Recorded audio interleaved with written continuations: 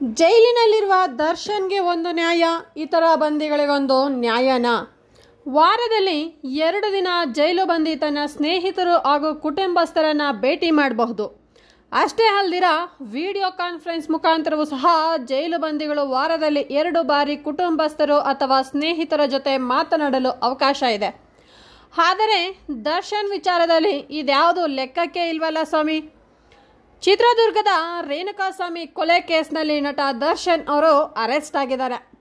ಅವರ ಗೆಳತಿ ಪವಿತ್ರ ಗೌಡ ಅವರು A1 ಆರೋಪಿ ಆದರೆ ದರ್ಶನ್ A2 ಆರೋಪಿಯಾಗಿದ್ದಾರೆ. ಇದರ ಜೊತೆಗೆ ಹಲವರು ಈ ಪ್ರಕರಣದಲ್ಲಿ ಅರೆಸ್ಟ್ ಆಗಿದ್ದಾರೆ. ದರ್ಶನ್ ಅವರು ಬೆಂಗಳೂರಿನ ಪರಪ್ಪನ ಅಗ್ರಹಾರ ಜೈಲಿನಲ್ಲಿದ್ದಾರೆ. ಈ ಮಧ್ಯೆ ದರ್ಶನ್ ಅವರಿಗಾಗಿ ಜೈಲಿನ ನಿಯಮಗಳನ್ನು ತೂರಲಾಯಿತೆ ಎನ್ನುವ ಪ್ರಶ್ನೆ ಸಹ ಮೂಡಿಬಂದಿದೆ.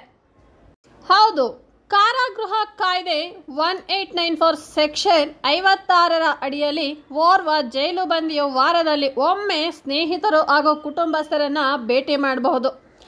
ಕಾರಾಗೃಹ ಕಾಯ್ದೆ 1894 ಸೆಕ್ಷನ್ 57 ಅಡಿಯಲ್ಲಿ ಜೈಲಿನ ಸೂಪರಿಂಟೆಂಡೆಂಟ್ ವಿಶೇಷ ಹಾಗೂ ಅವಶ್ಯಕ ಸಂದರ್ಭದಲ್ಲಿ ಹೆಚ್ಚಿನ ಬಾರಿ ಭೇಟಿಗೆ ಅವಕಾಶ ನೀಡಬಹುದು.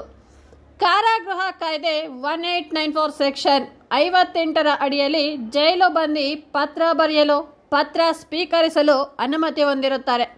ರಜಾ ದಿನಗಳಲ್ಲಿ ಯಾರಿಗೂ ಭೇಟಿಗೆ ಅವಕಾಶ ಇರೋದಿಲ್ಲ.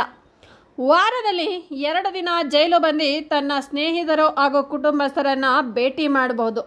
ಅಲ್ಲದೆ ವಿಡಿಯೋ ಕಾನ್ಫರೆನ್ಸ್ ಮುಖಾಂತರವೂ ಜೈಲು ಬಂದಿಗಳು ವಾರದಲ್ಲಿ 2 ಬಾರಿ ಕುಟುಂಬಸ್ಥರು ಅಥವಾ ಸ್ನೇಹಿತರ ಜೊತೆ ಮಾತನಾಡಲು ಅವಕಾಶ ಇದೆ. ಆದರೆ ದರ್ಶನ್ ವಿಚಾರದಲ್ಲಿ ಇದ್ಯಾವುದು ಲೆಕ್ಕಕ್ಕೆ ಇಲ್ಲ. ಜೈಲು ಸೇರಿ ಕೆಲವೇ ದಿನಗಳಲ್ಲಿ ಹಲವರ ಭೇಟಿಗೆ ಅವಕಾಶ ನೀಡಲಾಗಿದೆ.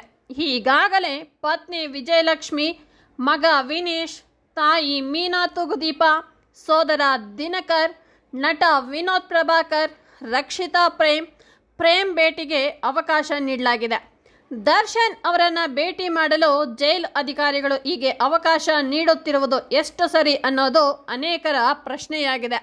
ಎಸ್ ವೀಕ್ಷಕರೇ, ನೋಡಿದ್ರಲ್ಲ, ವಿಡಿಯೋ ಇಷ್ಟ ಆಗಿದ್ದಲ್ಲಿ ಲೈಕ್ ಮಾಡಿ, ಶೇರ್ ಮಾಡಿ, ಕಮೆಂಟ್ ಮಾಡಿ. ಇನ್ನೂ ಯಾರೆಲ್ಲ ನನ್ನ ಚಾನಲನ್ನು ಸಬ್ಸ್ಕ್ರೈಬ್ ಮಾಡ್ತೀರಾ ನೋಡ್ತಿದ್ದೀರೋ ದಯವಿಟ್ಟು ಈ ಕೂಡಲೇ ಸಬ್ಸ್ಕ್ರೈಬ್ ಮಾಡಿ. ಇದೇ ತರಹದ ಇಂಟ್ರೆಸ್ಟಿಂಗ್ ವಿಡಿಯೋ ಮತ್ತೊಂದು ಸಿಗ್ತೀನಿ. ಅಲ್ಲಿ ತನಕ ನಮಸ್ಕಾರ.